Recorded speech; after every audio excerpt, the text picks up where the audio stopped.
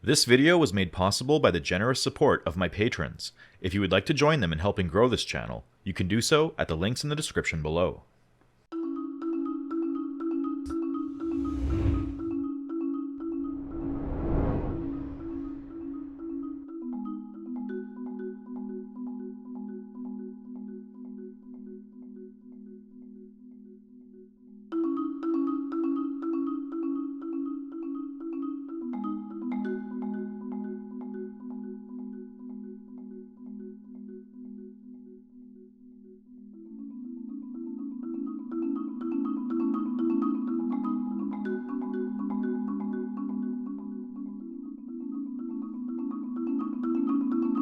The transition from feudalism to capitalism entailed not only social and economic upheaval, but a profound reconfiguration of gender relations and the valuation of women's labor.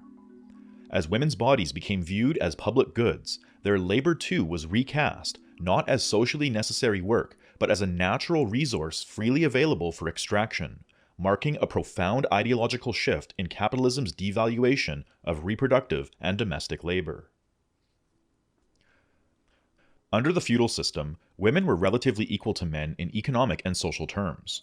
However, as the enclosure of land commenced, men were increasingly pushed into the private sphere of domestic production and wage labor. Dispossessed men, driven into the home by the enclosure of common lands, entered a domain where textile work such as spinning, weaving, and loom operation remained largely in the hands of women. However, as these households came to rely more heavily on market exchange and wage labor, men gradually seized control over the domestic means of production from women. Men came to assume authority over machines and control over output, financial transactions, and relations with merchants. Meanwhile, women's labor was feminized and removed from the realm of economic compensation. Like fallen branches gathered from a forest floor, women's labor was now viewed as something naturally accessible, requiring neither wages nor recognition. As Federici says, the widespread availability of women's bodies transformed them into public goods. Women's reproductive labor capacities became redefined as a natural resource to be seized and controlled towards the interests of capital. Stripped of both property and wages, women were made economically dependent on husbands, who, while dispossessed from the land, nonetheless retained exclusive access over the means of production and means of subsistence. Dispossession, then, was highly gendered. As men lost access to land, they shifted this burden onto women, who were forced to surrender control over the tools and knowledge that had afforded them a certain degree of autonomy within the home.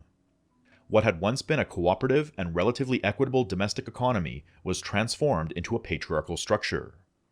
Even as women remained among the most productive members of the household, their labor was now hidden from view, unpaid, unacknowledged, and excluded from the formal economy. Simultaneously, marriage lost its feudal function as a vehicle for property transmission. Dowries declined in importance, and marriage became increasingly detached from inheritance, further eroding women's already limited bargaining power. In France, women were legally infantilized, prohibited from representing themselves in court, and even classified under the law as imbeciles. Patriarchal domination was no longer confined to the nobility. It was now imposed downward onto the proletariat, regulating working-class women through economic dependency and ideological coercion. This new gendered order was powerfully reflected in popular culture. Shakespeare's The Taming of the Shrew exemplifies the theatrical normalization of female subordination. The play centers on Kate, a sharp-tongued, independent woman whose refusal to marry is framed as a disorder in need of correction. Her husband, Petruchio, tames her through deprivation, denying her food, sleep, and basic respect. Though often read as satire or comedy, the play functioned as a cultural document of its time, one that celebrated patriarchal discipline and helped encode the emerging nuclear family as a site of male authority. Another work that captured the gendered violence of this period was the 1646 satirical pamphlet titled The Parliament of Women.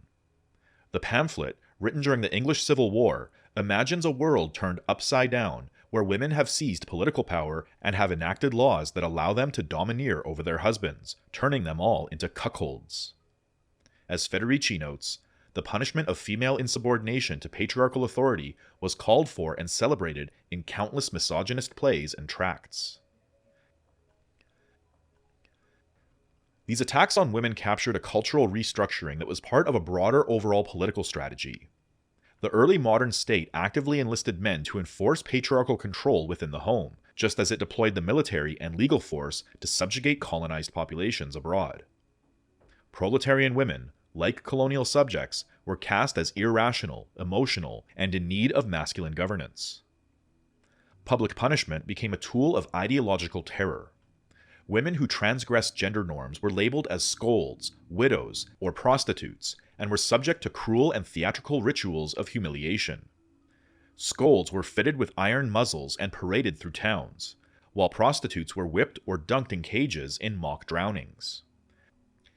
These punishments sent an unambiguous message. Female independence was now a threat to the emerging social order to be severely punished. These developments also underscore how the rise of capitalism was not solely about the wage relation, factory production, and accumulation of agricultural capital, nor entirely about the dispossession of the peasantry from the land. It was equally about the violent reorganization of reproductive labor and the institutionalized marginalization of women. Their exclusion from formal economic recognition was not an unfortunate byproduct of modernity, it was a foundational necessity for capital accumulation.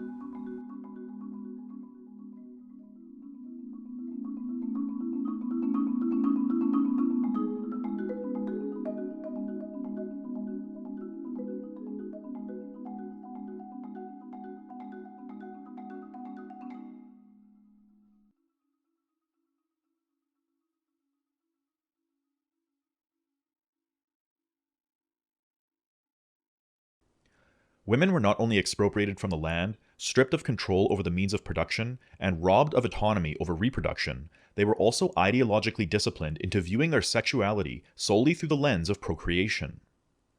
As capitalism took root, it brought with it a restructured gendered order, one that infantilized women and reasserted patriarchal authority over both the household and the body.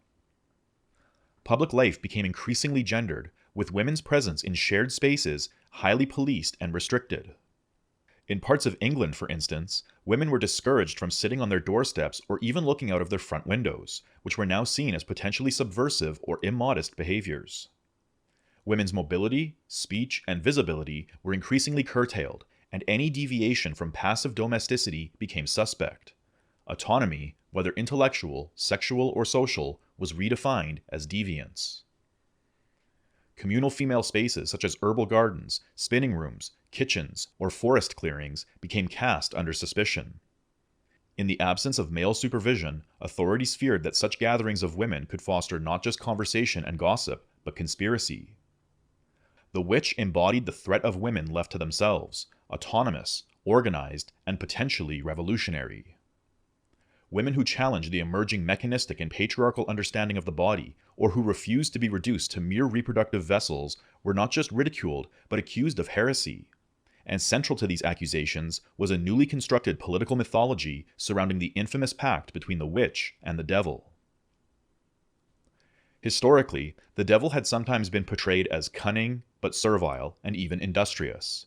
But in the 16th and 17th centuries, he was reimagined as a hypersexual, monstrous figure, horned, winged, clawed, and bestial, his form often echoing goats, serpents, or other symbols of carnal excess. His role shifted to that of a masculine master who seduced or subjugated women through sexual domination, branded and renamed them, and bound them to a pact, allegedly granting them the power to commit infanticide, rebellion, and magical sabotage. The imagined relationship between the witch and the devil functioned as a grotesque parody of the emerging capitalist gender order. If the ideal housewife was silent and reproductive, the witch stood as the antithesis, sexually autonomous, socially unruly, and spiritually insubordinate, vocal, erotic, and rebellious. The witch's Sabbat became a cultural fantasy of collective female rebellion, an imagined space where women fled domestic life on broomsticks to partake in orgies, abortions, infant sacrifices, and forbidden rituals. Witch trials often fixated obsessively on female sexuality, accusing women not only of fornication with the devil, but of bestiality with animal familiars such as cats, dogs, or even toads. These animals were said to suckle from witches or assist in magical rituals, further blurring the boundaries between the human, the animal, and the monstrous. The witch hunts therefore criminalized not only female independence, but all forms of non-procreative sexuality. In this climate of intense misogyny, prostitution was among the first sexual behaviors to be legally repressed. Prostitutes were often proletarian women excluded from wage labor and were therefore transformed into symbols of unregulated economic and non-reproductive sexuality. When a prostitute aged beyond fertility, she was almost immediately condemned as a witch.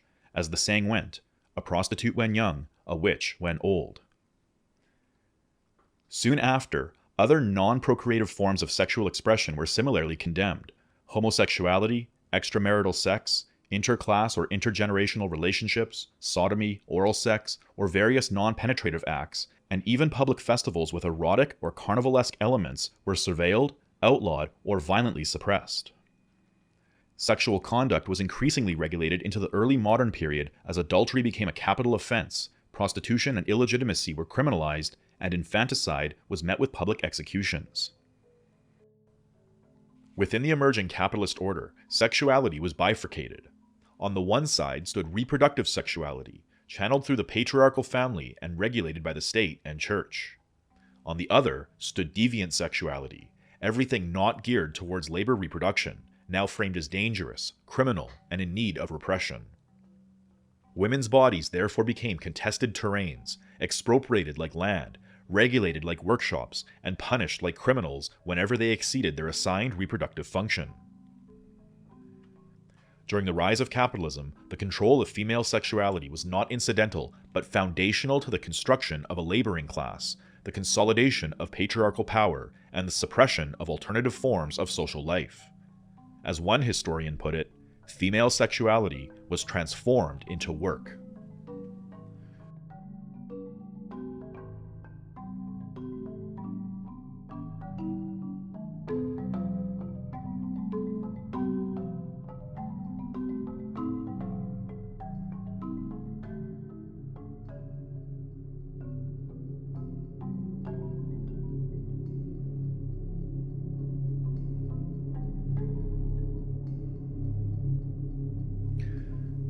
Throughout Western Europe for roughly 3 centuries, tens of thousands of women, perhaps over 100,000, were accused, tortured, and executed for their crimes of witchcraft.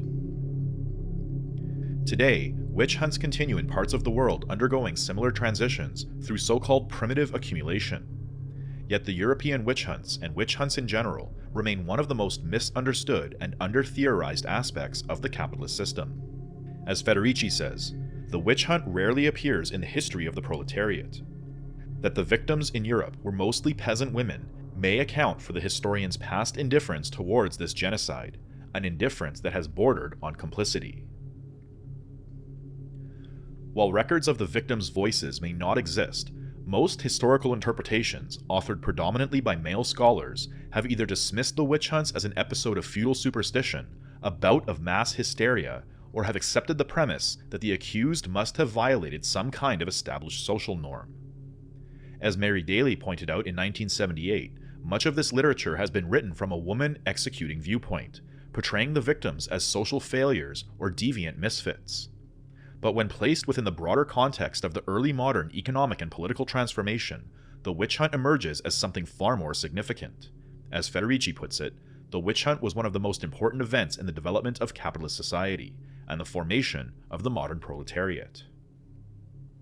In its early phases, witchcraft accusations extended to various marginalized figures such as beggars, vagrants, petty criminals, rebellious priests, and other people seen as expendable within the village economy. The state played a central role in the persecution of witches, as the trials required a coordinated legal infrastructure involving judges, sermons, confessions, propaganda, and inquisitorial procedures. For example, state officials traveled from village to village, instructing people on how to identify witches and lay charges that were often absurd, including pacts with the devil, crop blight, infant murder, bestiality, or sexual congress with demons. In Protestant England, a series of witchcraft acts culminated in the 1604 statute prescribing death for anyone practicing magic, even if they caused no visible harm.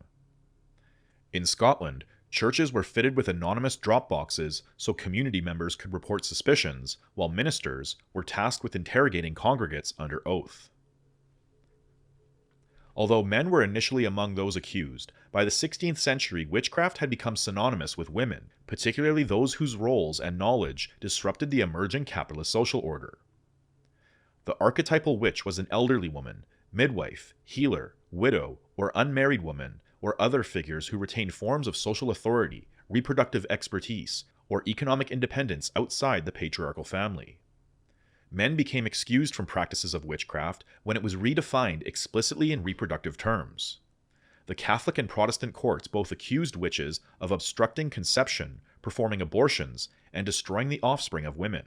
From Pope Innocent VIII's 1484 decree, female fertility became the site of surveillance, and bodily autonomy was framed as heresy. A common thread running through most trials was poverty. The majority of those accused were poor women, cotters, widows, day laborers, who survived on the margins of society, relying on subsistence work, charity, and informal economies.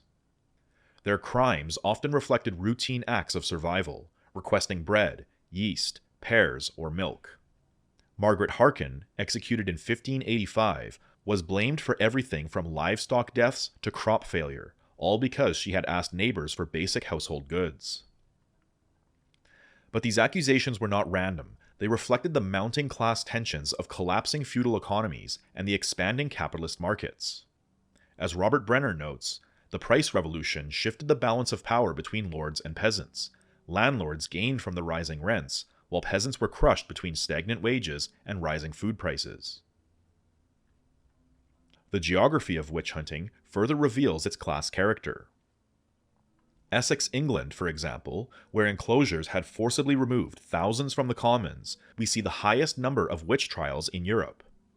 Similarly, in Scotland's privatized lowlands, roughly 1% of all women were accused of witchcraft. But by contrast, regions that retained collective land ownership and kin-based social structures, such as rural Ireland or the Scottish Highlands, saw almost no witch trials at all. This stark contrast strongly suggests that witch hunting functioned as a weapon of capitalist restructuring, targeting women whose communal roles and reproductive knowledge stood in the way of privatization and wage dependency. The criminalization of witches was also carried out through an ideological war against magic. Magic represented an older, communal worldview, which was holistic, cyclical, animated by unseen forces, and unmeasured by the clock. It implied the possibility of power without labor, healing without medicine, reproduction without male control. Magic was, in Federici's words, a form of refusal of work, of insubordination, and an instrument of grassroots resistance to power. However, not all forms of magic or magical practices were repressed. Elite male magicians, such as court astrologers, alchemists, and Renaissance philosophers, were spared. Their practices were reclassified as science, which was institutionalized rather than criminalized. The difference was not doctrinal, but class-based. Magic performed by the poor, especially by women, was deemed heretical and dangerous, while magic performed by the elite was sanitized and legitimized.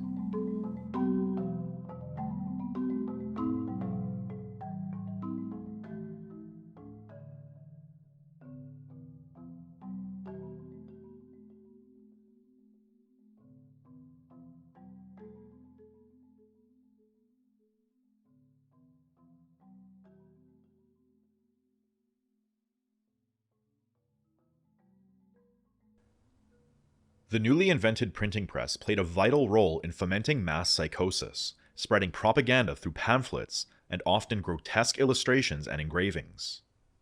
The media became a tool to alert the public to the dangers posed by witches, while artists and intellectuals eroticized and demonized the female body under the guise of denunciation.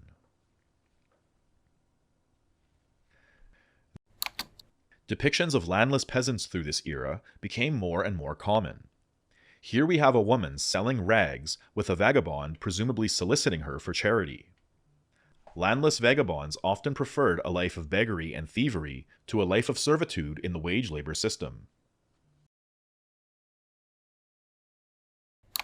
This late 17th century image of the vegetable man portrays blood vessels as twigs, with branches and leaves growing out of the human body, symbolizing the relationship between the body and the natural world. Similarly, this 16th century depiction of the body as a receptacle of magical powers envisions a cosmic relationship between different parts of the body, each associated with astrological signs. These associations with the spiritual world, magic, or the cosmos were slowly overshadowed by a rational conception of the body as an object. This late 15th century depiction of physicians experimenting with the anatomy of a human corpse presents a novel depiction of the body as an object of the scientific gaze. This somewhat ambiguous image has been interpreted in a number of ways.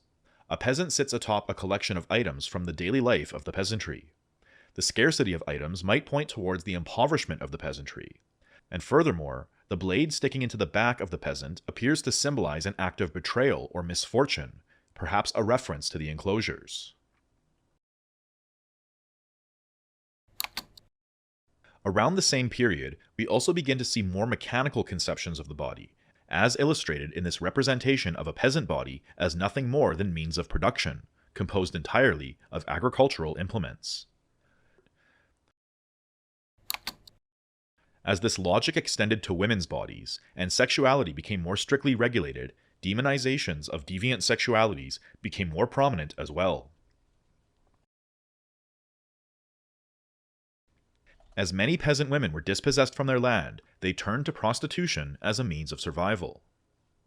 Prostitutes were typically landless, unemployed, and single, meaning that they were also uniquely mobile, frequently becoming followers of soldier camps. In these social settings, these women's roles extended to filling the void of domestic workers and wives for the men. In addition to providing sexual services, they also cleaned and prepared meals for the men that they served. Brothels, previously seen as remedies for social unrest, heresy, and homosexuality, were now being criminalized for promoting lust and other sins. After criminalization, individual prostitutes were targeted for severe punishments, in order to clearly signify that these women in general were no longer accepted by the ruling class. Here, a condemned naked woman accused of prostitution is forced inside a wooden crate which is submerged in the river several times before she is imprisoned for life. Prostitutes, as well as poor women from all backgrounds, were depicted as having alien, occult-like magical abilities. For example, in this illustration here, two women conjure a shower of rain from the sky. Here, a woman is tending to her garden under a cosmic background, suggesting a type of connection to the supernatural abilities attributed to her herbs.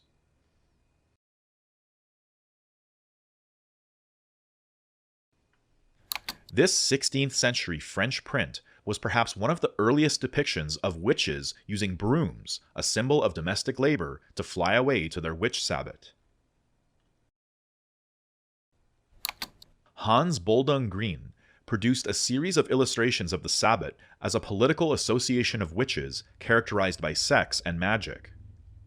Here he depicts a naked woman conjuring evil spirits from a vessel, one that was perhaps used to mix herbal remedies. The image of the woman in the sky riding a goat is one that would also frequently reappear. For example, here, an Italian artist depicts a witch riding a goat through the sky in a rain of fire. While the bodies of domesticated women had been reconfigured into reproductive machines, the untamed woman, the shrew, the single woman, the prostitute, or the impoverished beggar could not be reconfigured in such a way. Instead, their bodies continued to hold strong associations with nature. The witch was therefore frequently depicted in relation to nature, either through her knowledge of herbs, care for animals such as cats and toads, or her association with the devil, who himself was often depicted as a goat or animal-like creature. For example here, the devil, depicted as an animal-like figure, carries away the soul of a woman who served him. Here the devil is depicted with wings and horns, joining a group of witches for Sabbath. This late 15th century image shows the devil with talons, claws, and a tail, seducing a woman into making a pact with him. In this image, an elderly woman, traditionally considered wise, becomes reframed as a symbol of infertility and death, often in proximity to the devil as well. At the peak of the witch hunts, when accusations of infanticide became the most frequent justifications for torturing witches, depictions of women offering children to the devil became common as well. The most grotesque of these images was produced in the colonies, where witches were not only accused of witchcraft, devil worship, and infanticide, but cannibalism as well. Here, indigenous peoples in the Americas are depicted as cooking children while naked in a communal setting, which once again reinforces the animal-like characterizations of these people in the minds of the colonizers. And finally, in this image, indigenous people in the Caribbean are depicted with pointed ears, ambiguous facial features, gathering together to feast on human flesh.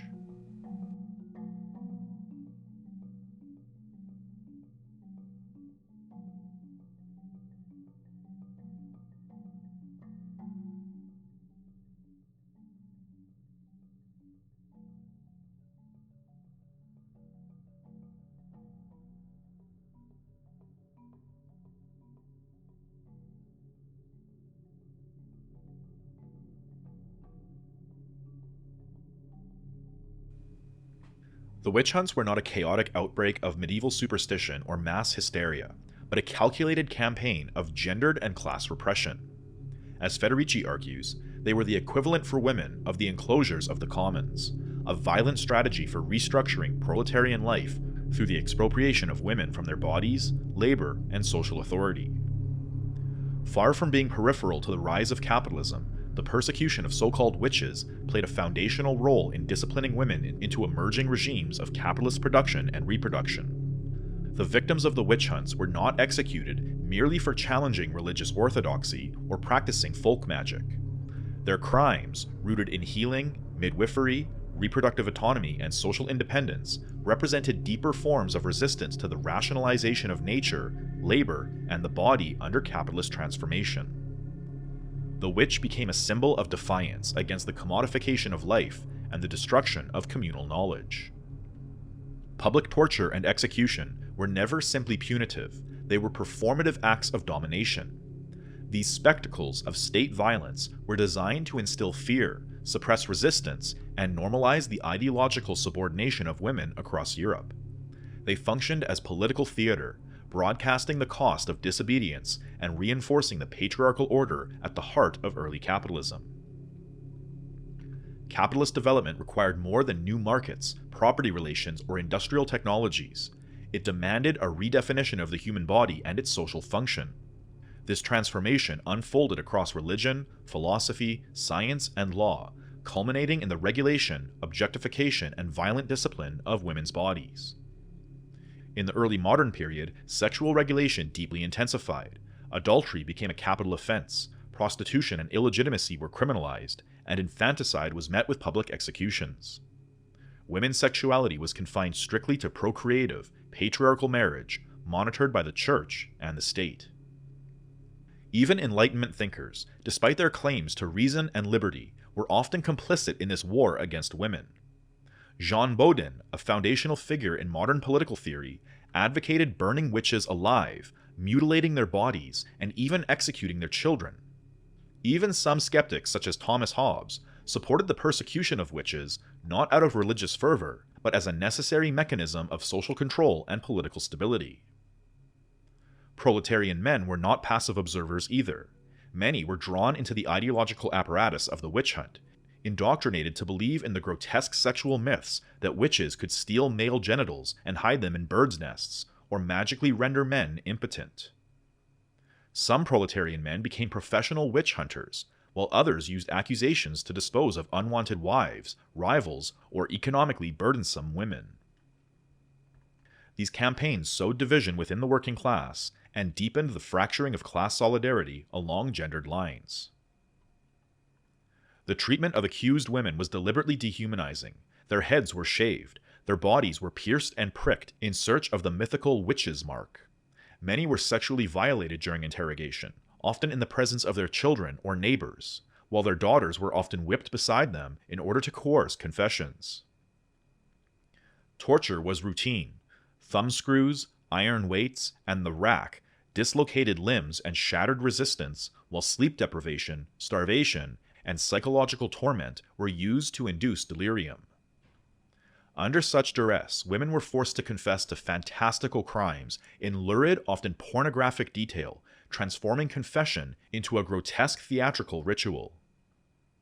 Even the execution of witches was weaponized. Women were bound and thrown into rivers. Floating meant guilt, while sinking meant innocence, but likely death. Others were hanged, decapitated, or strangled before being burned. Most, however, were burned alive in public squares, ritual executions designed as mass deterrents. Once again, these witch trials were not isolated episodes of cultural panic. They were systematized campaigns of terror and ideological realignment intended to erase women's knowledge, discipline reproduction, and forcibly incorporate female bodies into the capitalist order. They marked a violent passage from feudal community to capitalist society, a transition paved in fire and blood, inscribed on the bodies of women and legitimized by law, theology, and science.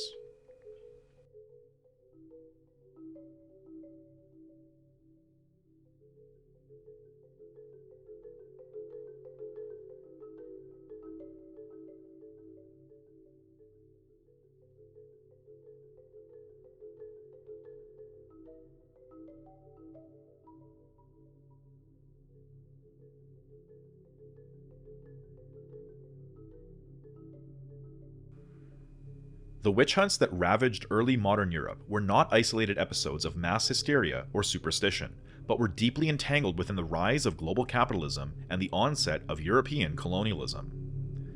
Both the European witch hunts and colonization served parallel functions: to expropriate land, labor, and reproductive power from subjugated populations, to be reorganized in a society in the service of capital accumulation. Just as European women were demonized and persecuted to discipline labor and control reproduction, colonized people, particularly women, were subjected to brutal campaigns of conquest, cultural erasure, and forced assimilation. As Federici explains, capitalism may not have even taken off without Europe's annexation of America, and the blood and sweat that for 2 centuries flowed to Europe from the plantations.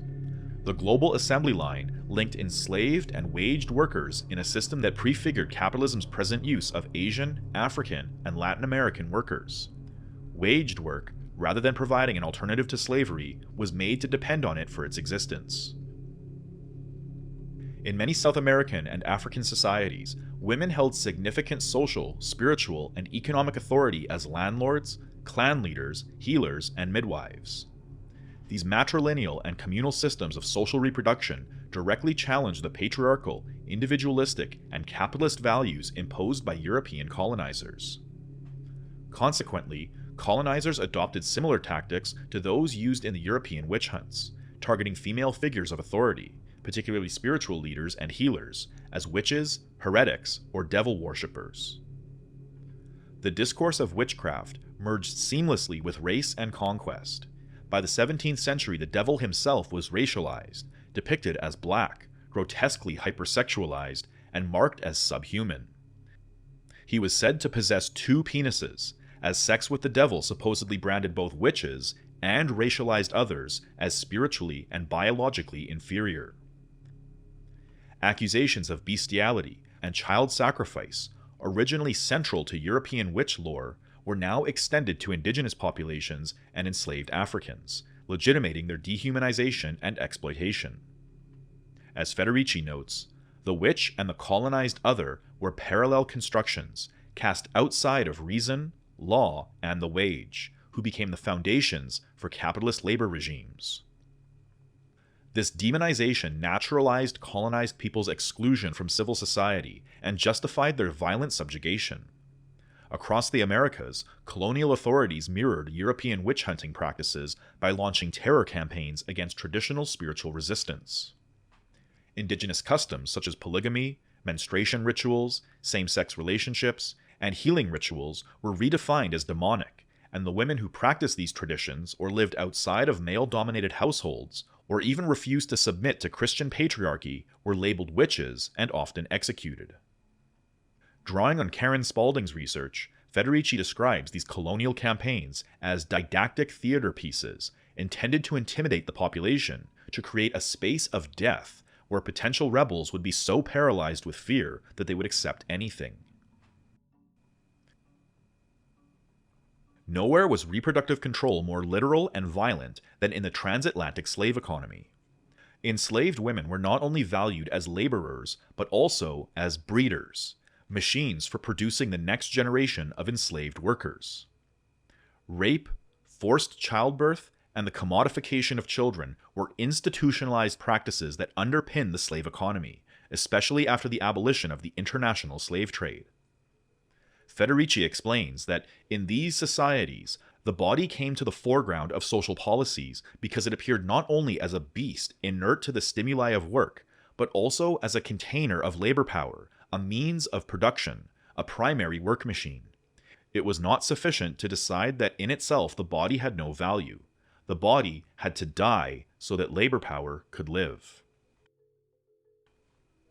Many enslaved women resisted this violent system through reproductive refusal, practicing abortion, contraception, or various forms of antinatalism, acts of resistance that defied the transformation of their bodies into vessels of capital accumulation.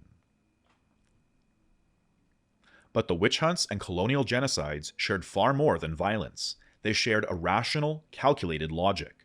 Both sought to transform land, labor, and reproduction into expropriable and exploitable resources. Whether through fire, chains, or law, they cleared the ground, literally and figuratively, for the global advance of capitalism. The demographic consequences of European conquest were catastrophic. As David Stannard notes, up to 95% of the indigenous population of the Americas perished within a century of European contact. In Mexico and Peru, Andre Gunder Frank records similar devastation, while Emanuel Wallerstein documents that Mexico's population fell from 11 million in 1519 to 2.5 million in 1600.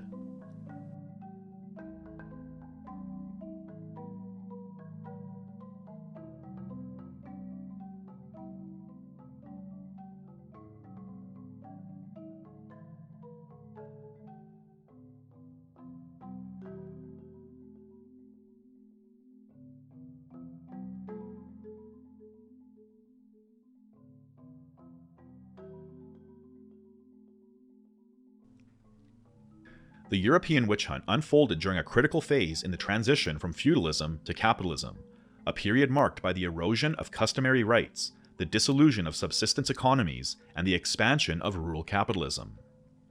The witch trials did not target isolated individuals for specific transgressions, but rather aimed to eliminate widespread forms of female autonomy that posed a threat to the emerging capitalist order. As Federici argues, the significance of the witch hunts lies in the legacy they left behind, the radical transformation of womanhood itself.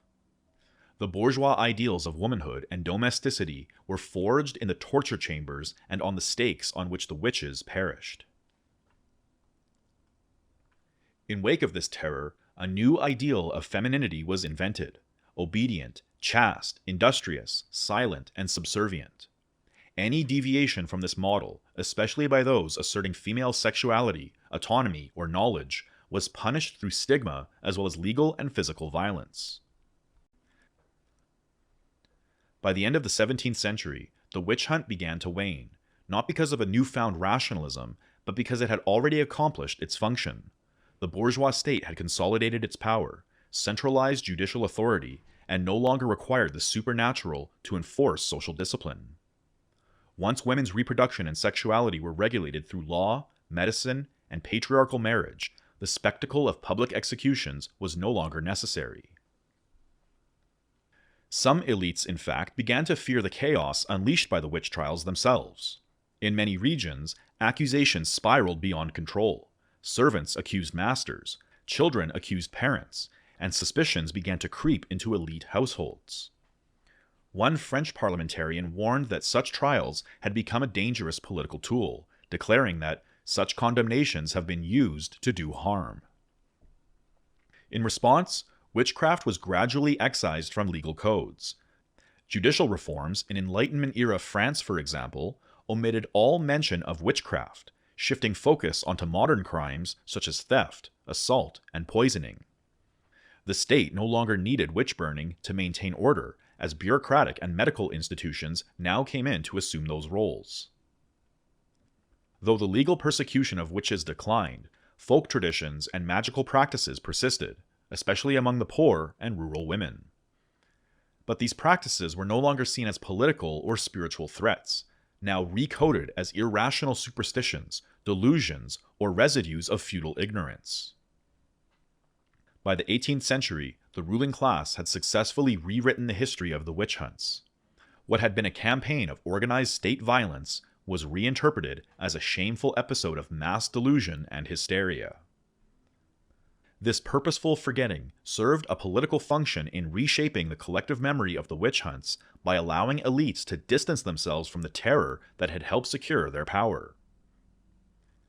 Although the witch hunts declined, the figure of the witch endured in moments of capitalist crisis and revolt, such as the 1871 Paris Commune uprising, where bourgeois commentators revived the image of the witch to slander revolutionary women.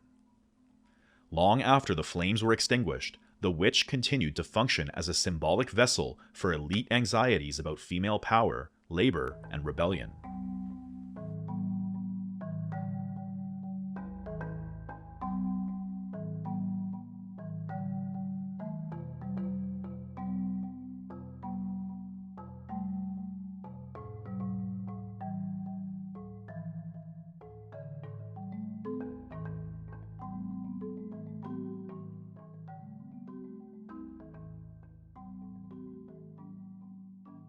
Throughout the 18th century, Europe underwent profound demographic and social transformations. The rise of industrial capitalism, improvements in public health, and widespread proletarianization restructured family patterns, family forms, as well as labor and gender relations. The violent regulation of women's bodies through the family, the church, and the state secured the conditions necessary for the reproduction of labor power under a new accumulation regime without further reliance on public terror. After 1750, Europe entered a period of sustained demographic expansion. Despite the emigration of an estimated 45 million people, population growth averaged 1 to 1.5% annually. Mortality declined as epidemics and famines became less severe, with new interventions such as improved hygiene, an expanded food trade, and smallpox vaccinations. Therefore, even under conditions of low fertility, higher life expectancy contributed to the population boom beginning in the 1750s. Urban populations grew rapidly, though cities remained demographic sinks, dependent on a steady influx of rural migrants to replenish their labor force. But in contrast, proto-industrial regions in small and rural towns often enjoyed more stable growth, supported by household-based production and better living conditions, until they too were eventually displaced through enclosure. The collapse of the peasant economy and the spread of wage labor fractured traditional life cycles and introduced greater uncertainty among the dispossessed peasantry and the working class. Despite modest periods of wage growth, the working poor remained precarious and lived hand to mouth, while the emerging industrial bourgeoisie accumulated ever-increasing amounts of capital. Household sizes began to reflect these deepening class divisions, as yeoman families averaged 5 to 8 members, proletarian families 3.2 members, and the poorest households only slightly more than 2 members. The spread of merchant capitalism and wage dependency eroded household economic autonomy as tools, contracts, and market access were increasingly regulated and controlled by capitalists, reducing families to dependent labor units. As early as the 17th century, marriage had already begun to shift from a kinship and land-based economic necessity to a decision based on individual choice, increasingly constrained by financial viability. Marriage became less a rite of passage and more of a calculated strategy for long-term stability within an increasingly volatile labor market. The decline of feudal obligations and the rise of wage labor placed new limits on family formation, especially for landless workers who could no longer sustain a household through subsistence farming. Under these conditions, women began marrying later on in life, often after the age of 24, and selective marriage became more common. Some women chose to remain childless, and evidence of herbal contraceptive use suggests a growing reproductive autonomy. Throughout this period of transition, domestic service became the most common form of youth employment, with up to 60% of adolescents entering servitude contracts. These youth workers, often living with employers far from home, delayed or forewent marriage. Transient day laborers were especially unlikely to form families, due to the newly eroded traditional paths to adulthood and reproduction. As parental control declined, working-class youth asserted greater independence, yet this autonomy brought new risks. Unsupervised courtship and erotic relationships contributed to a dramatic rise in illegitimacy. In England, rates rose from 2% to 5%, in France from 1.2% to 4.7%, and in parts of Germany from 2.5% to 11.9%. As Secombe observes, early proletarians found it difficult to marry and start households, tending to marry later than peasant women did. In many cases, the poor were forbidden to marry by poor law wardens who sought to forestall the children of such unions becoming a future burden on the parish. However, as both Federici and Secombe have argued, proletarianization imposed a disproportionate burden on women. While men gained limited autonomy through the wage labor system, women were regulated to unpaid reproductive work, often without control over household resources. Without land, dowries, or kinship support, landless women were particularly vulnerable as single mothers. This new system marked the emergence of what Federici calls the patriarchy of the wage, in which the male breadwinner's income became a tool of both economic dependence and social subordination. As Secombe writes, the feminization of poverty that has accompanied globalization acquires a new significance when we recall that this was the first effect on the development of capitalism on the lives of women. Meanwhile, commercial agriculture, improved productivity, and foreign imports alleviated the worst effects of famine, but market prices always maximized profits by keeping workers on the brink of starvation. Meat, which had regularly been consumed by the peasantry, was now a luxury, largely replaced by bread as the key staple of the proletariat. But unlike previous centuries where population growth often triggered mass starvation, 18th century capitalism proved flexible enough to accommodate both demographic expansion and capital accumulation. But under this new system, women's reproductive labor, once violently disciplined through the witch hunts, was now enclosed within the wage relation, the nuclear family, and the ideological structures of the modern capitalist state.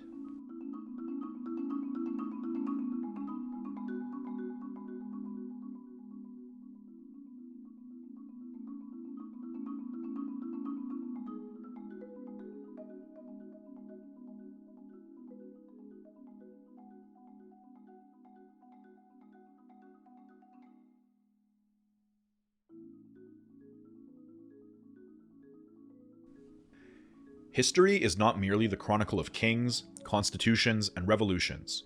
It is also the history of proletarian bodies, dispossessed from the land, severed from communities, and stripped of reproductive autonomy.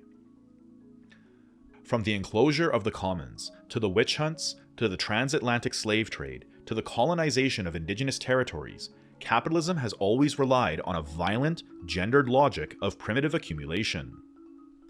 Yet this gendered history has largely been treated as a brief prelude to industrialization rather than as an enduring foundation of the capitalist system. Women, as the producers of producers, have always been central to class struggle, yet their labor, their knowledge, and their resistance have been systematically erased or rendered invisible. Women have fought not only in fields and factories, but also in heretical sects, bread riots, colonial revolts, and revolutions, from the Paris Commune to the French Revolution to the Russian Revolution. But despite their leadership, their collective power has often been criminalized and pathologized, especially through historical campaigns like the witch hunts.